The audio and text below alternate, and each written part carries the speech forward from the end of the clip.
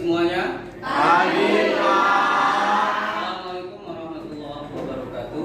Waalaikumsalam warahmatullahi wabarakatuh. Alhamdulillah wa syukurillah wa la haula wa la quwwata illa billah. Bersyukur pada Allah Subhanahu wa taala yang masih memberi kita nikmat iman serta kesehatan. Semoga Allah memberikan hal yang sama di hari-hari berikutnya.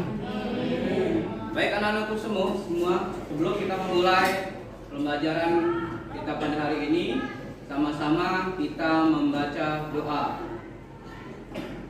Doa dimulai. Bismillahirrahmanirrahim. Baik anak-anak semua, alhamdulillah rabbil alamin. Baik, pada pertemuan kita kali ini sebelum kita memulai, izinkan Bapak menyampaikan sepatah dua patah kata. Ingat anak-anakku, ada pepatah bilang begini dia. Al ilmu bila amalin kata jari bila samarin. Ilmu tanpa diamalkan bagaikan pohon tak berbuah. Ya, mari sama-sama kita termotivasikan oleh kalimat tadi sebagai penggerak kita setelah kita belajar dari sini. Nanti bisa diaplikasikan di rumah masing-masing, di lingkungan kita menjadi seorang contoh karena kita tergolong orang-orang yang intelektual atau orang-orang yang berpendidikan. Sebelum Bapak memulai pembelajaran pada hari ini, Bapak akan mengabsen terlebih dahulu. Sebelumnya, yang tidak hadir siapa pada hari ini? Ardian Syafaat dan Suci ya. Kemana mereka berdua ini? Ada yang alfa, ada yang sakit ya. Hanya alhamdulillah nih hari ini kita yang di sini Allah masih berikan ya, Allah memberi kesempatan untuk hadir untuk mengikuti pembelajaran pada hari ini. Baik anak-anakku semua, kemarin kita sudah membahas materi apa ya? Kemarin hakikat perlindungan hukum ya. Setiap warga negara berhak atas perlindungan dari negara sesuai dengan Undang-Undang Hak Asasi Manusia yang tertuang dalam pasal 28A sampai dengan E. Baik anak-anakku, ya tadi karena sudah hakikat perlindungan hukum berarti ada lembaganya ya. Tapi sebelumnya Bapak akan bacakan KI dan KD-nya. KD-nya yaitu mengamalkan perilaku orang beriman kepada Tuhan Yang Maha Esa dalam praktik perlindungan dan penegakan hukum untuk menjamin keadilan dan kedamaian. Nanti bisa dilanjutkan karena itu ada di buku paketnya masing-masing. Ya, tujuan pembelajaran kita pada hari ini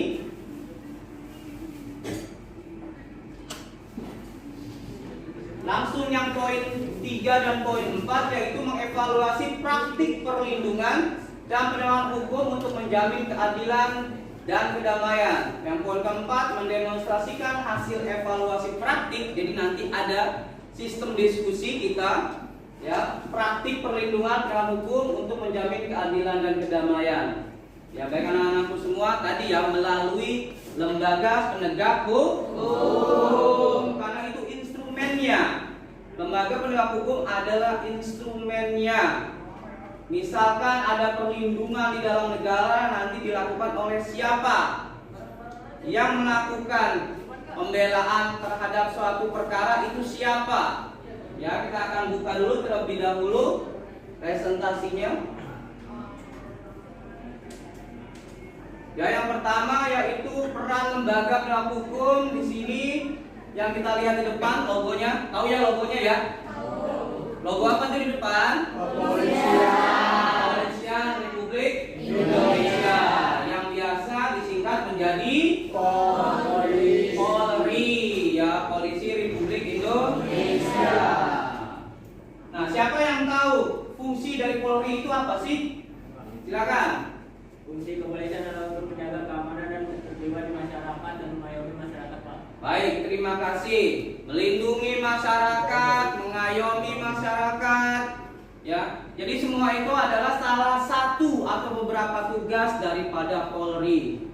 Yang kita bisa terlihat ya, ternyata Polri itu selain menyidik kasus besar seperti narkoba, pembunuhan, dia juga harus mengayomi dan melindungi masyarakat yang ada di sekitar, menjaga kenyamanan dan juga ketertiban wilayahnya. Baik anak-anakku semua, kita lanjutkan ke yang selanjutnya adalah yang ada di depan. Lembaga apa anak-anakku semua? Kejaksaan. Ya, apa sih tugas kejaksaan yang kalian tahu? Siapa yang mau jawab? Melaksanakan kekuasaan negara di bidang penuntutan dan tugas lain berdasarkan ketentuan peraturan perundang-undangan serta mengawasi jalannya penyelenggaraan tugas pemerintah dan pembangunan di bidang hukum. Baik, terima kasih. Ya, salah satu tugas daripada kejaksaan adalah sebagai penuntut suatu perkara yang terjadi, mau itu kasusnya pidana, perdata, atau tata usaha negara. Ya anak-anakku semua, ini lambangnya di depan dan kita sering melihat ini di televisi ya. Salah satu pemberitaan-pemberitaan yang besar adalah di mana ketika ada kasus tindak pidana pembunuhan berencana. Siapa yang kalian tahu? Kasusnya siapa? Ferdi Sambo. Ferdi Sambo. Jaksa penuntutnya menuntut apa kepada tersangka? Hukuman seumur hidup. Hukuman mati. Tapi dia naik banding sehingga tidak jadi dihukum mati dan akhirnya hakim memutuskan untuk dihukum Seumur hidup. ya. Nah inilah anak-anakku semua tugas daripada ya tadi baru 2 lembaga penegak hukum. Nah di sini ada advokasi. Ya advokasi. Apa sih tugas yang kalian tahu dari advokasi itu? Ya silakan. Memberikan jasa layanan hukum seperti konsultasi atau penasihat. Baik, memberikan jasa konsultasi. Konsultasi di sini bagaimana membahas tentang masalah hukuman yang telah atau sebelum diterima, sebelum tindak jatuh hukumnya kepada orang tersebut. Ya, misalkan bagaimana dia membunuh tetapi tidak dihukum mati ataupun hukum seumur hidup. Dimintalah bantu oleh advokasi bagaimana? Ya, sebagai pengacara saya kamu harus membela meskipun saya di situ salah. Ya, tapi dicari keringanan hukumnya. Ya, bisa menggunakan asas praduga tidak bersalah. Ya, itu salah satunya. Ya, dan ini pada pasal 1. Ya. Jadi semua lembaga-lembaga tadi yang kita sudah bahas 3 itu mereka berada di dalam Undang-Undang Negara Republik Indonesia dan ada pasalnya. Jadi 3 lembaga tadi bukan berdiri begitu saja, langsung ada tiba-tiba lembaga tersebut. Ya, 3 lembaga hukum tadi adalah sebagai instrumen di mana supaya negara hidup tertib, damai dan aman. Ya, baik anak-anakku semua. Mari kita ke yang sepertinya yang terakhir. Ya, ada KPK. Apa kepanjangan dari KPK? Betul sekali. Komisi Pemberantasan Korupsi. Ya, siapa yang tahu tugas utamanya atau fungsinya? Baik, Indra. Mengawasi pemerintah dan lembaga publik untuk mencegah korupsi serta mengedukasi masyarakat tentang integritas. Ya, baik.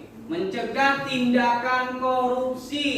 Ya, itu yang awalnya. Kenapa KPK harus dibuat? Karena korupsi itu sendiri sangat-sangat merugikan negara, terutama masyarakat yang sudah membayar pajak. Ketika masyarakat sudah membayar kewajibannya, berarti warga negara juga berhak atas apa yang sudah dilakukan. Dengan tadi membayar kewajiban berarti negara juga harus mengawasi ya segala tindakan-tindakan pejabat agar tidak merugikan negara. Baik anak-anakku semua, hari ini tadi kita sudah membahas tentang lembaga. Ya, sudah membahas tentang lembaga. Kaitannya dengan kehidupan kita sehari-hari, kita akan merasa apa nih? adanya lembaga-lembaga penegak hukum ini? Akan merasakan apa? Merasakan aman, Mendapatkan keadilan. merasakan keadilan, tentram, apalagi damai. Ini ya, ini aplikasinya yang kita rasakan sampai hari ini. Kita belajar dengan tenang di sekolah. Nanti ketika pulang sekolah, kita juga diberikan rasa aman, tidak ada gangguan di jalan, macam dan sebagainya. Baik anak-anakku semua, minggu depan kita akan ada diskusi mengenai peran-peran lembaga ini dan kita akan mempraktekkan. Prakteknya apa? Kita coba menghadirkan, ya, akan menghadirkan bagaimana drama persidangan. Ya, coba kita mau lihat kebenarannya. Apakah lembaga-lembaga ini berfungsi sesuai dengan pasal-pasal Undang-Undang Dasar Negara Republik Indonesia. Baik anak-anakku semua, semoga kita ya sebagai warga negara Indonesia mendapatkan hak keadilan, juga diberikan rasa keamanan, kedamaian di negara kita tercinta. Ya anak-anakku semua, baik, terima kasih untuk pertemuan kita pada kali ini. Mudah-mudahan di minggu depan tadi yang Bapak bilang kita ada diskusi, bahkan ada praktek tadi masalah peradilan, itu bisa terlaksana dengan baik. Baik anak-anakku semua, untuk mengakhiri materi pembelajaran pada hari ini, sama-sama kita mengucapkan Alhamdulillah. Terima kasih. Assalamualaikum warahmatullahi wabarakatuh.